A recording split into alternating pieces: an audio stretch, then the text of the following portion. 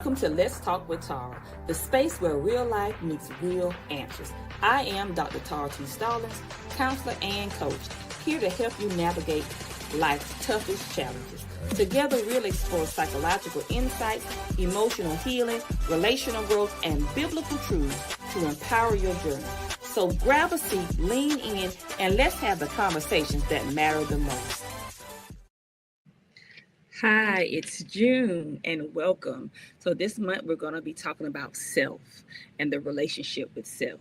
How do you talk to yourself when no one else is around? And would you talk that way to someone that you love? Today's topic is building self-esteem, understanding and improving how you see yourself. So let's get right into it. What is self-esteem really? It's not just confidence. It's how you value yourself, how you see your worth, and how you believe others see you. Low self-esteem is often rooted in childhood wounds, rejections, or repeated failures. So when we talk about self-esteem, we know that there is low self-esteem, there's high self-esteem, but there's also elevated self-esteem. So I want to talk about those different self-esteems so that you can get a good understanding of what self-esteem really is, how to recognize it in yourself and in others, because so often self-esteem gets misdiagnosed. High self-esteem or elevated self-esteem gets misdiagnosed, but it's really low self-esteem. Let me say that again. Low self-esteem gets mixed. Low self-esteem is misdiagnosed. People think, and I'm going to get into it. They think a person that is outspoken, that they would label that dresses nice, that's always the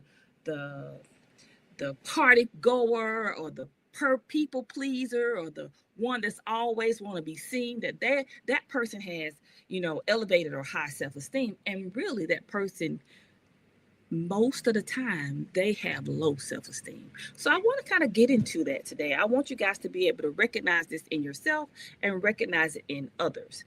So signs of low self-esteem. So negative self-talk. Now, when I was growing up, we were taught that if you talk to yourself, you're crazy. We know that's not true because we all talk to ourselves. We have conversations with ourselves all the time in our head. And negative self-talk is one aspect of low self-esteem. So what is negative self-talk? Negative self-talk is when a person talks about themselves or talks to themselves or perceive themselves as being in a negative manner. And that looks like, well, I never get it right. Things never work out for me. I'm stupid. I can't do it. That's negative self-talk. But then also in that same spectrum, we have people that deal with low self-esteem that are perfectionists. They strive for perfection. Everything has to be just perfect or appear perfect, and to the point where they become indecisive in making a decision because everything has to be perfect, or their anxiety level increases because they're trying to make it perfect. They can't make a decision because they're not sure of themselves, and that's perfectionism, because they're dealing with perfectionism. And also in that spectrum, you have people that hide or they shrink. They don't want to be seen. You see, and that's what we normally we normally identify as low self-esteem. Those people, they, we call them, they're wallflowers. They stand back, they don't want to be seen, they have their head low, they're quiet, they don't say much, they shrink in the crowd, they shrink in the family. And we identify those people as low self-esteem. And they do deal with low self-esteem, but that's just not on the spectrum. So we need to look at it from the whole spectrum so we can understand what low self-esteem looks like. And then we have those people that in that spectrum that overcompensates. So somebody that overcompensates for things, they are dealing with low self-esteem. What is low self-esteem? How they value themselves, how they see their worth, and how they believe others see them. So they are overcompensate. Overcompensate means, listen, that whenever something new comes out, instead of going to get one, they got to get 10. They have to go overboard in everything they do. They don't just get one dessert, they get 2 or 3 desserts. They don't just get one pair of shoes, they get every color in those shoes so they can flaunt it. They overcompensate in life because they don't know their worth. I want you to get a good picture of this. These are the people that you see a lot of times that you never see them with the same outfit on. They have every piece of jewelry. They change their hairstyle every 2 weeks. They look picture perfect. They're always overcompensating, doing for others, trying to outdo, trying to make themselves feel confident. These people overcompensate in life, and because they're not sure of themselves, because they deal with their self-worth. And we want to get into that. I want you guys to know the difference, because so many people that come in my office have low self-esteem. And when I ask them a question related to self-esteem, they say, no, I have great self-esteem. But yet everything in their life shows that they don't. Okay? Identifying the inner critic. That internal voice was often borrowed from critical parents, past bullies, or toxic relationships. You can't build self-esteem without disarming shame. So, and I'm going to take my time. So if we're trying to build self-esteem, you have to disarm shame. Because low self-esteem, we talked about it, perfectionism, negative self-talk, hiding, shrinking, overcompensating. It's some shame there. It's shame. They don't want you to see their hurt, their shame, their negative thoughts. They don't want you to see that. So you have to disarm shame. And how do you disarm shame? You have to be honest with yourself. You have to be honest with those conversations that you have with yourself when nobody's around. And to be honest with you, most people struggle with being honest with themselves. Because in this generation, we have been taught to tell a lie. Keeping it 100, but it's 100% of a lie. It's what you're trying to project to people. It's not your genuine self. So let's talk about low self-esteem. I want to kind of get into this. Again, that definition. I mean, you guys, I want you to like and share and like this, because you really need to get this, because so many people struggle. And if you develop your self-esteem, every other aspect of your life will change. Every other aspect of your life will change. People with low self-esteem often internalize negative beliefs about themselves, and then they sabotage their own success or relationships because of that negative belief, that negative self-worth, that how they value themselves.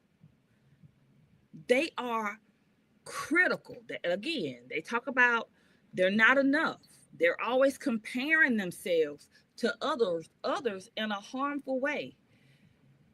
They settle for toxic relationships and they repeat these relationships. It becomes a cycle for them.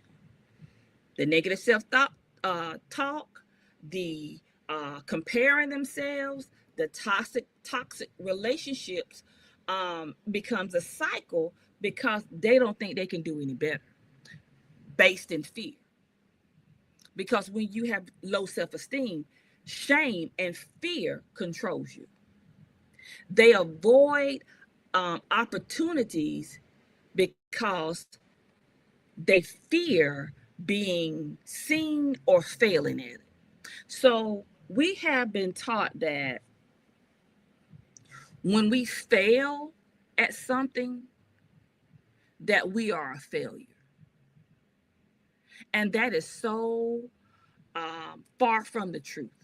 When you fail at something, it's an indicator, it's a stepping stone to success, because failure often looks like, okay, there are some areas that you need to work on to improve in this time in your life, so that when you arrive in the time of your life, or the opportunities in life, you have mastered those areas. You don't know what's wrong until you fail at it. You don't know what to tweak or to do differently unless you fail at it. But so often when we fail at something, we think that the mindset is, oh, I failed at this, so I must be a failure. No, you have to change your mindset and say, okay, I failed at this. What can I do differently so when I try it again, I succeed at it?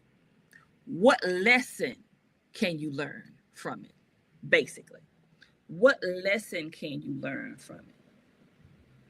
So I don't want to stay too long in low self-esteem, but I want you to get a good understanding. A woman with low self-esteem may stay in an emotionally distant relationship because she believes deep down that she can't do any better. And let me say this, or they avoid applying for a promotion on a job, because I don't want to just limit it to relationships, because they don't believe that they're qualified to do it.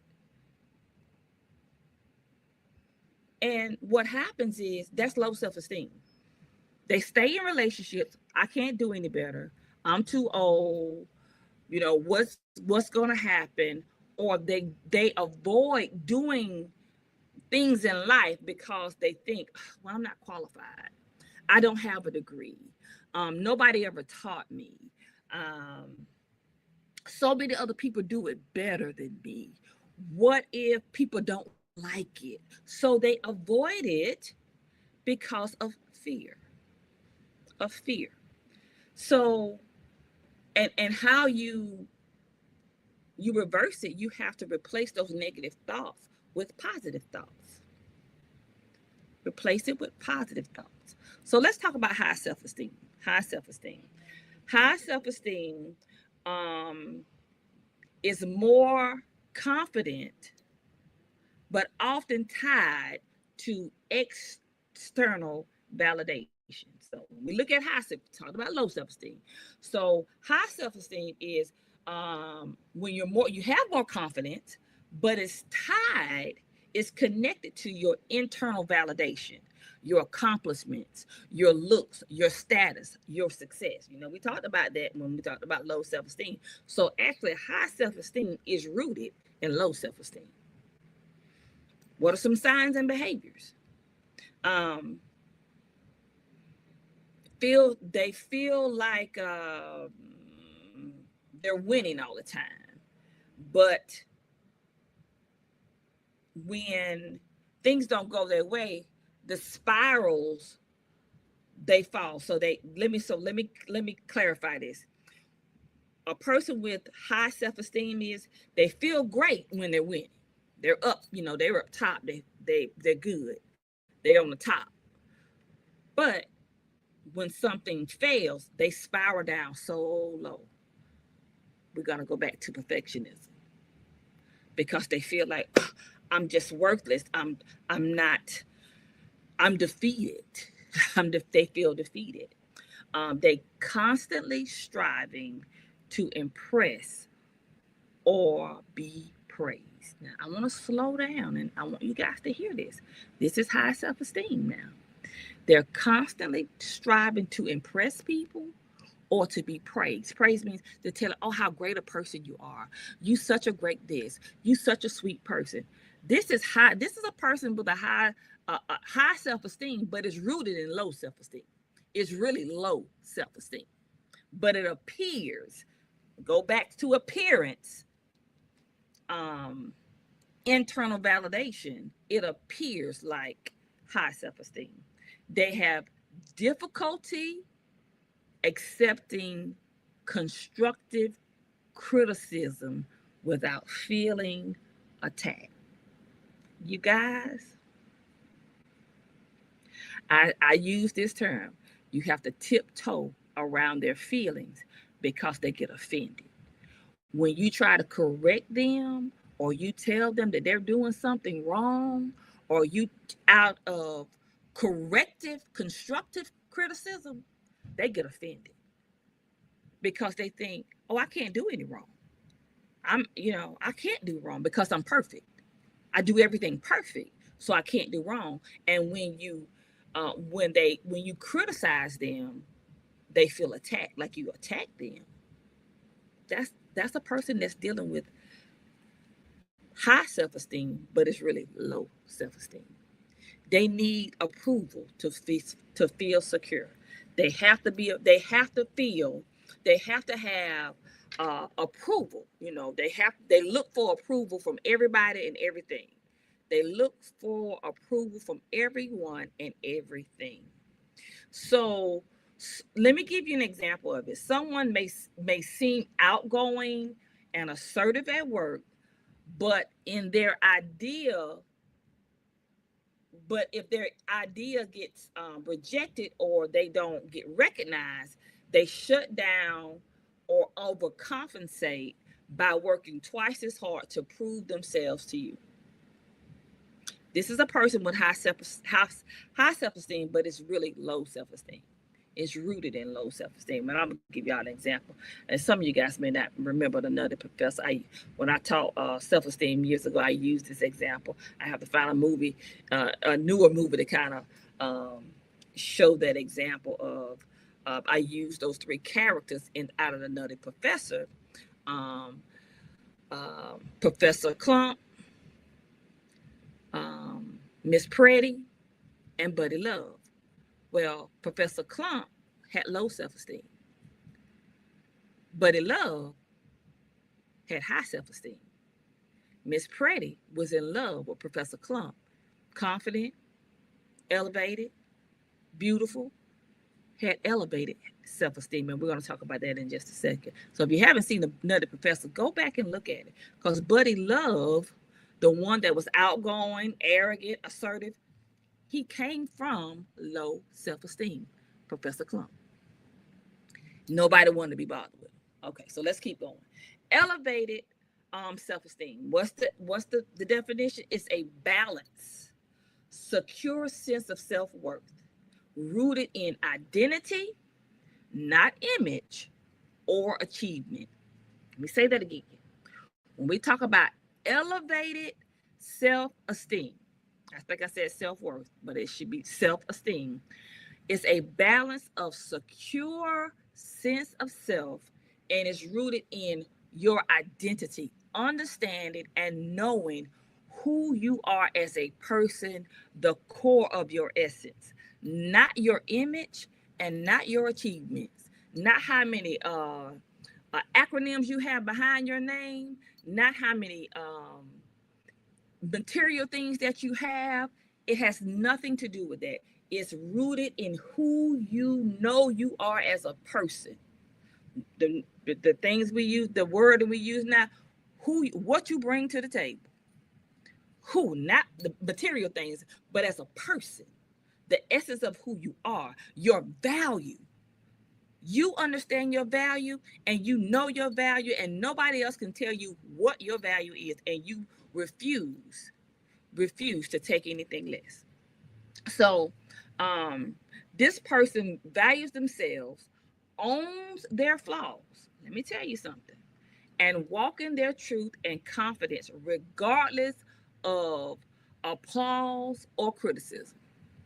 And I use this, I live by this motto. And I believe everyone needs a motto in their life. To thy own self be true. To thy own self be true.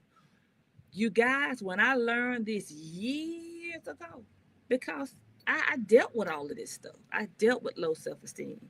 I was the person that was outspoken, that looked like I had high self esteem, but I was suffering. And when I got true, became true to myself, to thy own self be true. And I tell this story, and I've told it many of times. The Michael Jackson syndrome. I had to do the man in the mirror. Look, who is the man in the mirror? I had to get in front of myself, good, bad, and indifferent, and figure out who was I. Identity. Who am I? What makes me who I am? What's my truth? Not what's a truth, but what's my truth? Why am I doing what I'm doing? What's the purpose of it? Does it really make me happy?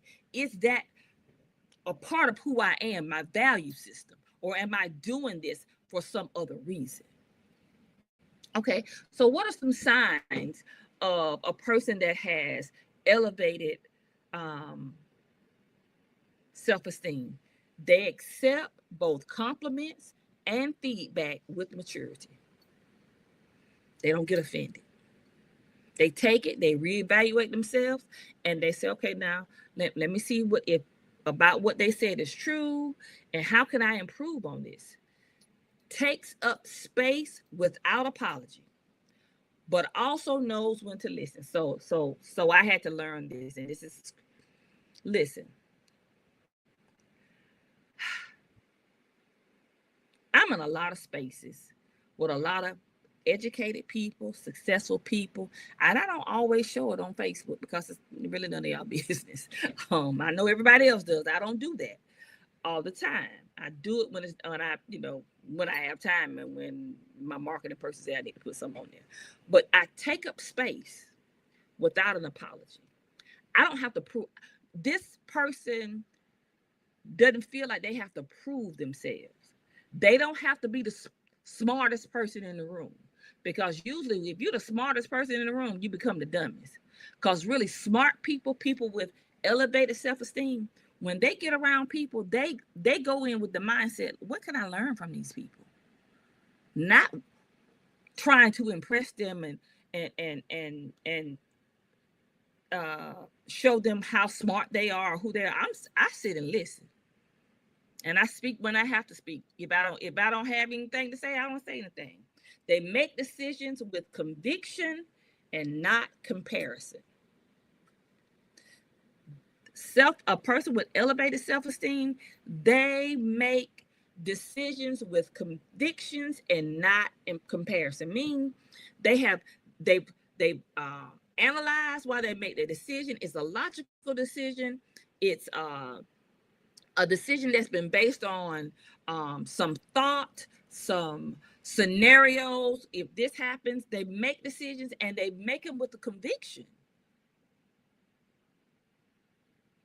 When I make a decision, and let me just share with you that this is really my mindset. For those people that know me, I do not care. And when I use those words, I don't care if you don't like it. I don't. And it's not in a negative perspective. It's not that, oh, I don't care if you don't like me. I don't care if you upset. Now I'm gonna say it in love, but it's not, I'm not gonna lose sleep over it, because I know my motive, my reasoning for doing what I'm doing. You don't have to like it. Let's go back to, I can take compliments and feedback. You can take compliments and feedback with maturity. Most people are not mature. They are not, they are grown children. That's who they are. They are uh 40, 30, 40, 50, 60-year old children in their mindset. They have not matured to understand there's a separation. I'm going to keep going because I don't want to take too much of my time. Another sign and behavior is resilient when facing rejection or failure. If I do something wrong, I reevaluate it. I ask myself questions now. I ask myself questions. But if I don't get it, it's just wasn't for me. Wasn't my timing. Either wasn't for me, wasn't my timing, and what do I need to do if I know it is for me? It just wasn't, I just didn't get it then. Then what I need to go back to the drawing board and work on to get it. And it's okay.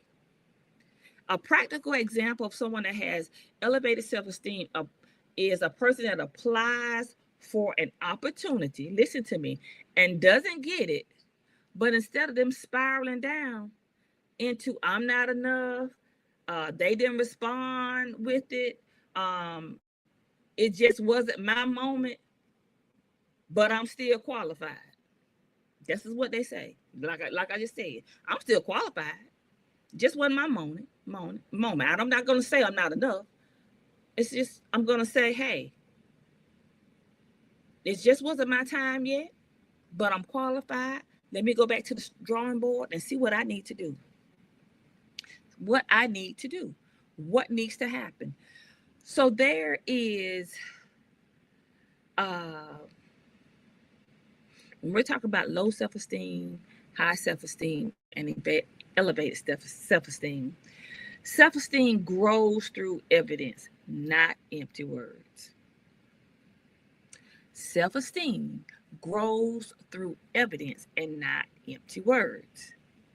You don't build confidence by saying, I'm amazing. You build it by keeping promises with yourself. Let me say that. You don't build confidence by just your words, just saying, oh, I'm amazing. Go around saying these affirmations. I'm this. Say that. That's great. But you have to build your self-esteem by keeping promises with yourself. I learned this. Listen, Linda. Listen, listen, Linda. I learned this years ago. Go back to my motto: to thy own self be true. If you're trying to build your self-esteem, it doesn't matter what other people think. You have to be truthful and keep promises to yourself. It starts with you, not with the outside world. It's you. Can you be truthful with yourself? Can you keep promises with yourself? If you say you're going to do something, can you do it? Are you accountable to yourself, or do you make excuses for things? And most people make excuses. Oh, I can't do this. Oh, I can't do this. I was just having a conversation with someone the other day, and I know I'm talking fast because I'm trying to wrap up. And I've learned this, and it goes back to self-esteem. When someone asks me to do something, somebody call and say, hey, can you do me a favor? Usually the first thing I say is no. They say, why? You don't even know what it is. Right. I don't know what it is. But I say no because if I say yeah, and I don't know what it is, then I got to keep my word. I got to keep my promise to you because I said yes. If I say no to you, and you tell me what it is, I have the opportunity to say, well, I know initially I said no, but I can do this. But if I say yes, it doesn't matter what it is. I have obligated myself. So keeping promises with yourself, and this is not about the other person, it's with yourself. When you say you're going to do something, do it. Be consistent with it. Do it. Don't change your mind or don't say it. Keep promises with yourself. Each step toward growth reinforces a new internal belief. So you have to keep your promises. You have to be accountable with yourself. And then you have to celebrate your processes. You have to celebrate them. Self-esteem isn't just saying something you find. It's not something you find. It's not just you just can't find self-esteem. It's something that you build every day by being consistent, by being true to yourself, by reevaluating yourself. Low self-esteem limits your life. High self-esteem, unstable self-esteem can fool you. That's what it is. When you have high self-esteem, it's unstable. And it can fool you because you think you have high self-esteem. But elevated self-esteem is rooted in who God says you are. It gives you peace, power, and purpose. Y'all know that's my motto. Peace, power, and purpose. Peace, power, and purpose. Join me next week. We're going to dive a little bit deeper. We're going to be talking about overcoming people-pleasing personality. Thanks for tuning in to Let's Talk with Tom. If you found today's conversation helpful, don't forget to subscribe, share, and leave a review. Let's keep this dialogue going. Follow me on Let's Talk Talk for more insights and encouragement. Remember, every step forward starts with an honest conversation. Until next time, stay grounded, stay growing, and keep talking.